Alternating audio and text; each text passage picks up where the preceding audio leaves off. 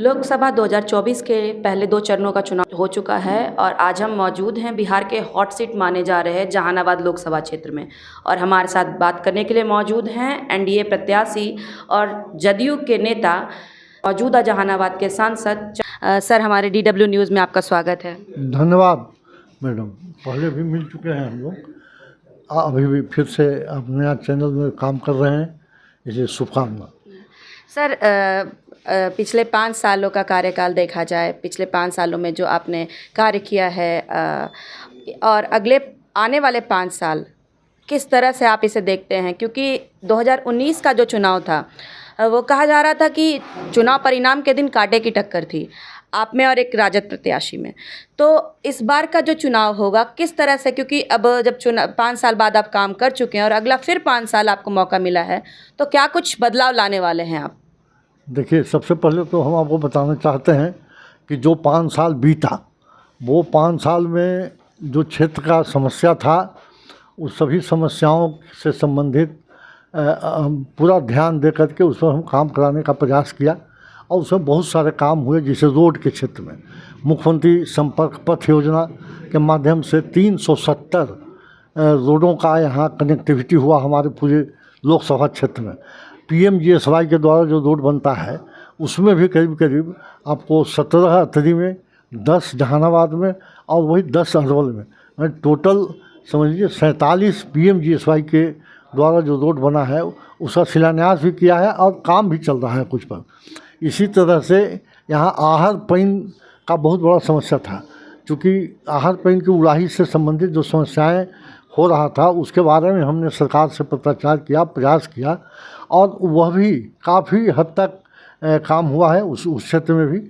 इसके अलावे आप देख रहे होंगे कि यहाँ सरकार के द्वारा आदरणीय मुख्यमंत्री जी बिहार में जिस तरह से विकास का काम किए हैं और आदरणीय प्रधानमंत्री जी के द्वारा जो काम किया जा रहा है, उन सबों काम का लाभ निश्चित रूप से कोई भी ऐसा गांव नहीं है जिसमें कोई भी व्यक्ति ऐसा हो जिसके घर में वह लाभ नहीं पहुंचा है। हर घर में लाभ पहुंचा है। जैसे आप बिजली के क्षेत्र में देखिए, बिजली यहाँ 24 घंटा 22 घंटा रहता है। जब आप टोला में भी जाइएगा गांव के, तो वहाँ भी आपको दिखाई पड़ेगा कि बिजली रात में जल रही है। रोड के कनेक्टिविटी, गांव तो संपर्क पथ से जुड़ ही गया है, टोला भी 10 घर 20 घर का टोला है, वहाँ भी रोड का संपर्क पथ है। उसी तरह से नल जल से संबंधित समस्या जो था, पीने का पानी, उसका भी व्यवस्था हुआ है। और इस तरह से अस्पताल, स्कूल की व्यवस्था हर क्षेत्र में। यहाँ सबसे बड़ी समस्या थी लॉ ऑर्डर का। 2005 के पहले बिहार में अराजकता की स्थिति थी। यहाँ लोग जहानाबाद स्टेशन पर उतर करके 3 बजे दिन के बाद भी घर नहीं जाते थे, कहीं न कहीं आश्रय ले लेते थे। और गांव से जो लोग बाजार करने आते थे शहर में, वो लोग अगर सूर्यास्त के पहले घर नहीं पहुँचे तो उनके घर वाले लोग चिंतित हो जाते थे कि कोई अप्रिय घटना तो नहीं घटी। इस तरह का वातावरण था। जो गांव में गृहस्थ लोग जिनकी खेती थी, वो लोग खेती छोड़ करके और शहर में बस गए थे।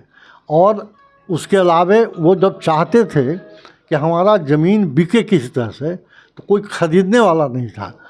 आज आदरणीय मुख्यमंत्री जी के विकास के रास्ते पर चल करके ऐसी स्थिति है कि जो ज़मीन बिक नहीं रहा था, उस ज़मीन का दाम आज इतना हो गया है कि सब लोग गृहस्थ खुशहाल हैं और सब लोग आगे बढ़ रहे हैं। आदरणीय प्रधानमंत्री जी और आदरणीय मुख्यमंत्री जी के नेतृत्व में जो बिहार में विकास और देश में विकास का काम हो रहा है, उससे भली भांति यहाँ के लोग सब अवगत हैं।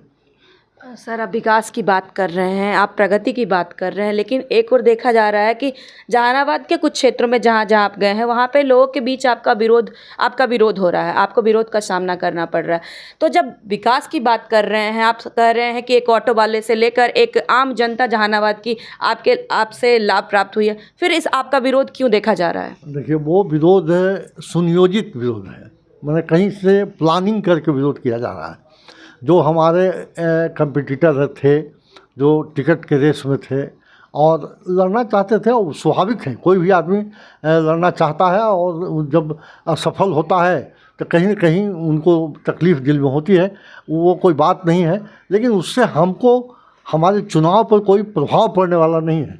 आदरणीय मुख्यमंत्री जी का जो सामाजिक समीकरण है और आदरणीय प्रधानमंत्री जी का जो विकास का काम है और जिस तरह से देश को आगे बढ़ाए हैं, दुनिया में देश का नाम बढ़ाए हैं, तो हमको लगता है कि जहानाबाद संसदीय क्षेत्र की जनता ऐसा कभी नहीं चाहेंगे कि किसी के गलत बहकावे में आएंगे। और आदरणीय प्रधानमंत्री जी का जो सपना है कि अबरी बार 400 पार, वो सपना को कहीं ठेस पहुंचेगा, ऐसा नहीं होने देंगे, हमको पूर्ण विश्वास है। सर, आप प्रधानमंत्री की बात कर रहे हैं, मुख्यमंत्री की बात कर रहे हैं, आप जहानाबाद के एमपी हैं। सबसे कॉमन यहाँ पे लगभग मुझे याद नहीं है कि मैं अपने बचपन से वो अंडरपास के प्रॉब्लम्स देख रही हूँ, यहाँ रेलवे स्टेशंस के पास के प्रॉब्लम्स देख रही हूँ, हॉस्पिटल का प्रॉब्लम देख रही हूँ। कंटिन्यूसली यहाँ की सड़कों की स्थिति अभी भी कुछ खास नहीं हुई है। बदलाव दिखे हैं, वो पूरे देश में दिखा जा रहा है, क्योंकि काफ़ी लंबे समय से हम बदलाव के लिए अग्रसर हैं। लेकिन जहानाबाद में आज भी कुछ प्रॉब्लम्स हैं, धरी की धरी हुई हैं, उस पे आप क्या कहेंगे? हम आपको बताना चाहते हैं कि जहानाबाद के बारे में आपको बताया कि रोड कनेक्टिविटी, आप रात में 12 बजे 1 बजे कहीं चली जाइए, किसी गांव में जाना चाहते हैं, हर गांव में रोड कनेक्टिविटी मिलेगा आपको। दूसरी बात, NH-83 जो देख रहे हैं ये गुजर रहा है जहानाबाद से होकर के, वो लगभग 75% नहीं 80% कंप्लीट हो चुका है। 20% इसमें काम कहीं कहीं बाकी है। हमको लगता है कि इस साल वो एकदम पूरा होकर के चालू हो जाएगा। इसके अलावे हम आपको बताते हैं कि यहाँ से ईस्ट वेस्ट कॉरिडोर गुजर रहा है। आपको जहानाबाद के पूरब से वो रोड जा रही है, वो ग्रीन फील्ड रोड बन रहा है। अब ये समझ लीजिए कि पूरब और पश्चिम दोनों साइड से जहानाबाद से बड़ी रोड क्रॉस कर रही है और इससे जहानाबाद का काफ़ी विकास होगा। जहानाबाद 50 किलोमीटर की दूरी पर पटना से है और जब ये रोड बन के चालू हो जाएंगे तो आप समझिए यहाँ का दूरी आने जाने का पटना से मुश्किल से 50 मिनट होगा। तो ऐसी स्थिति में जितने भी लोग विस्तार करने वाले हैं अपने उद्योग के, अपने व्यापार को, वो जहानाबाद में स्थानांतरित करेंगे।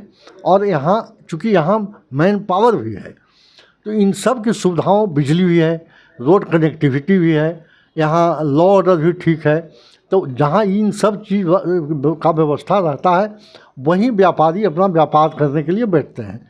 तो इन सब साधनों को उपलब्ध कराया जा रहा है आदरणीय मुख्यमंत्री जी के द्वारा और इन सब चीज़ से विकास हो रहा है। आप बोल रहे थे अंडरपास के बारे में, हम आपको अच्छा क्वेश्चन आप उठाएं, बहुत दिनों से लंबित था, लेकिन इस बार मुझे इस काम में सफलता मिली और आदरणीय गडकरी जी के द्वारा वो समस्या के निदान का आदेश उन्होंने दे दिया। और हम खुशखबरी बताना चाहते हैं कि अंडरपास का आपको DPR बन करके तैयार हो गया। अब अगर आचार संहिता नहीं लगता तो हमको लगता है कि 1-2 महीने में उसका टेंडर निकल जाता, लेकिन अब आचार संहिता के बाद उसका टेंडर बन हो जाएगा और टेंडर होने के बाद वो बन जाएगा फ्लाईओवर, अरवल टी पॉइंट बनेगा अरवल इस साइड में और सीधे चला जाएगा, फिर आपको NH-83 पर उसको उतार देगा, फ्लाईओवर बना है। इस तरह से जहानाबाद की बहुत बड़ा समस्या से जहानाबाद के वासियों को निजात मिलेगा। सर, आशा करते हैं कि हमारी अगली वाली जनरेशन इसमें कुछ बदलाव देख सकें। सर, बात करते हैं जहानाबाद के, जैसे यहाँ बहुत ऐसे युवा हैं जो आज भी रोज़गार प्राप्त नहीं हैं, आज भी बहुत ऐसे युवा हैं, चाहे वो महिलाओं की बात करें, तो एज अ MP आपने युवाओं और महिलाओं के लिए क्या कुछ किया है, मुझे ये बताएं। देखिए, हम बताते हैं आपको कि हम यहाँ जहानाबाद जो है कृषि के क्षेत्र में प्रधान माना जाता है जहानाबाद जिला को। और यहाँ हम जब थे MP तो उस कार्यकाल में यहाँ भारत सरकार से 2 दिन का सेमिनार कराए थे, इसलिए कि चूँकि मशरूम यहाँ का मेन प्रोडक्ट है, उत्पाद माना गया है कि जहानाबाद में मशरूम का उत्पादन होगा, ये निर्धारित किया गया है सरकार के द्वारा। तो उसमें कैसे किसान यहाँ के विकसित मशरूम उत्पादन करेंगे, अच्छे किस्म के करेंगे, जिससे कि उनको अच्छा दाम मिले, ज़्यादा उत्पाद कर सकेंगे। इसके लिए 2 दिन का वहाँ से साइंटिस्ट बुला करके दिल्ली से यहाँ सेमिनार कराए थे। यहाँ के कृषकों को उसका दाम कैसे मिलेगा, उसका बाई प्रोडक्ट क्या होगा, इन सब बातों पर चर्चा हुई थी। और एक बात हम कहना चाहते हैं कि जहानाबाद में एक चीज़ की कमी है जो हमको लग रहा है कि आगे इसके लिए हम प्रयास करेंगे, वो है यहाँ medical college. Medical college hospital यहाँ नहीं है। हम चाहेंगे अगली बार कि इसके लिए पूरा कोशिश करें हम, और आदरणीय प्रधानमंत्री जी और मुख्यमंत्री से आग्रह करेंगे कि जहानाबाद चूँकि 50 किलोमीटर गया पड़ता है, 50 किलोमीटर पटना पड़ता है, तो यहाँ के मरीजों को बाहर जाने की ज़रूरत नहीं पड़े, इसलिए यहाँ एक मेडिकल कॉलेज हॉस्पिटल खोला जाए। सर माफ़ कीजिएगा, आप बात कर रहे हैं 50 किलोमीटर पटना और 50 किलोमीटर गया। जहानाबाद में एजुकेशन के नाम पे मुझे आज तक कुछ वैसा बदलाव नहीं नज़र आया, और इसके इतने नज़दीक, दोनों शहरों के इतने नज़दीक होते हुए भी इसका नाम अभी लोग नहीं जानते हैं। क्या कुछ होगा सर बदलाव की लोगों के बीच? जहानाबाद, आज भी मैं जहानाबाद का जब नाम लेती हूँ तो लोग जेल ब्रेक कांड से इसको अंकित करते हैं या फिर कुछ ऐसी घटनाओं से अंकित करते हैं। क्या कुछ बदलाव लाने की ज़रूरत है ताकि लोग इसे जान सकें? एक बात बताना चाहते हैं सबसे पहले कि इस 5 साल के पीरियड में जहानाबाद में एक भी अप्रिय घटना नहीं घटी। यह प्रमाण है कि हम इसका पूरा प्रयास किए कि किसी भी गलत आदमी को हम सपोर्ट नहीं करें, किसी गलत आदमी का हमको प्रेशर नहीं दें, और उसका नतीजा है कि यहाँ जहानाबाद में एक भी 5 साल में अप्रिय घटना नहीं घटी, जबकि यहाँ अप्रिय घटना के लिए ही प्रचारित था, जाना जाता था। एक बात और हम कहना चाहेंगे आपको कि यहाँ सरकार के द्वारा इंजीनियरिंग कॉलेज खुल गया, यहाँ डिप्लोमा इंजीनियरिंग कॉलेज खुल गया, यहाँ नर्सिंग कॉलेज खुल गया, यहाँ पारा मेडिकल कॉलेज खुल गया, यहाँ के हॉस्पिटल को विकसित किया जा रहा है, आप पता कर लीजिएगा। तो इस तरह से जहानाबाद माने बहुत तेज़ी से आगे बढ़ रहा है और हम लोग इसके प्रयास में हैं। और एक बात और बताना चाहें कि जहानाबाद एजुकेशन के क्षेत्र में बहुत पहले से आगे है, लेकिन एक बात आप ठीक कहा कि यहाँ कोई ऐसा यूनिवर्सिटी या कॉलेज माने नहीं है। तो यूनिवर्सिटी के लिए तो हम यही कह रहे हैं कि जैसे यूनिवर्सिटी, अब तो प्राइवेट यूनिवर्सिटियाँ काफ़ी खुल रही हैं, जहानाबाद में भी यूनिवर्सिटी खुल गया है प्राइवेट। तो अब सरकार चूँकि अवसर दे रही है प्राइवेट लोगों को कि आगे बढ़िए, आगे बढ़ करके लोगों को रोज़गार दीजिए, तो यहाँ के नौजवानों के लिए भी मुख्यमंत्री जी रोज़गार योजना शुरू कर दी है। उसमें 10 लाख रुपया लोन देते हैं, जिसमें 5 लाख रुपया सब्सिडी है। अब 5 लाख का जो भुगतान करना है वो करना है कई एक किस्तों में, बहुत कम रेट पर। तो इस तरह से अवसर प्रदान करवाया जा रहा है कि नौजवान अपने पैरों पर खड़े हों, नौकरी नहीं होती है तो अपना रोज़गार करें। और इसके अलावा भी आदरणीय मुख्यमंत्री जी का योजना है कि आप उच्च शिक्षा हासिल करना चाहते हैं तो 4 लाख रुपए का स्टूडेंट क्रेडिट कार्ड है, आप यहाँ से पढ़ करके कहीं भी जाकर पढ़ सकते हैं, इंजीनियर, डॉक्टर, जो बनना चाहते हैं बन सकते हैं। काफ़ी अवसर प्रदान किया जा रहा है बिहार सरकार के द्वारा और काफ़ी लोग लाभान्वित भी हो रहे हैं। चुनाव बस कुछ ही दिनों में जहानाबाद का चुनाव होने वाला है, तो पिछले 5 साल आपके जो बीते और अगले 5 साल जो आने वाले हैं, क्या बदलाव आप देखना चाहेंगे जहानाबाद में, और क्या कुछ डिमांड्स लेकर आप जनता के पास वोट के लिए जाएंगे ताकि वो आपको वोट दें? हम तो कहा कि आदरणीय मुख्यमंत्री जी और आदरणीय प्रधानमंत्री जी के द्वारा जितना भी योजना चलाया जा रहा है और बिहार को आगे बढ़ाने के लिए आदरणीय मुख्यमंत्री जी काफ़ी मशक्क़त कर रहे हैं शुरू से, कम सीमित संसाधन में। लेकिन इस बार डबल इंजन की सरकार होगी और पूर्ण विश्वास है हमको कि बिहार बहुत तेज़ी से आगे बढ़ेगा। और हम आह्वान करेंगे कि बिहार की जनता आदरणीय मुख्यमंत्री जी को और आदरणीय प्रधानमंत्री जी को, नरेंद्र मोदी जी को हाथ को मजबूत करने के लिए वो लोग 1 जून को जो मतदान होने जा रहा है उसमें भारी संख्या में मतदान करें और एनडीए के उम्मीदवार के रूप में हमको जिताने का काम करें, जिससे कि जहानाबाद और आगे बढ़े और विकसित हो। सर आप एनडीए की ओर से जदयू के उम्मीदवार हैं, लेकिन वहीं मोदी सरकार कहते अपने आप को बेदाग और सबसे साफ़ सुथरी छवि के लिए मानी जाती है, या फिर करप्शन जो फ्री है, जीरो टॉलरेंस वाली सरकार मानी जाती है। ऐसे में बीते साल आपके कुछ रिश्तेदारों का नाम एम्बुलेंस से रिलेटेड कुछ आया था। साथ ही अभी संसद निधि की बात जो हो रही है उसमें आंकड़ों के मुताबिक लगभग 16 करोड़ रुपए आए थे, जिसमें मात्र 6 या 6.5 करोड़ रुपए खर्च किए गए हैं। सर उस पर आप क्या कहेंगे? देखिए ये सब निराधार है। हमारे जो मैंने कहीं ना कहीं से विरोधी हैं उन लोगों का ये सब दुष्प्रचार है। हम आपको बताना चाहते हैं कि 1 रुपया भी हमारे पास सांसद निधि का बचा हुआ नहीं है।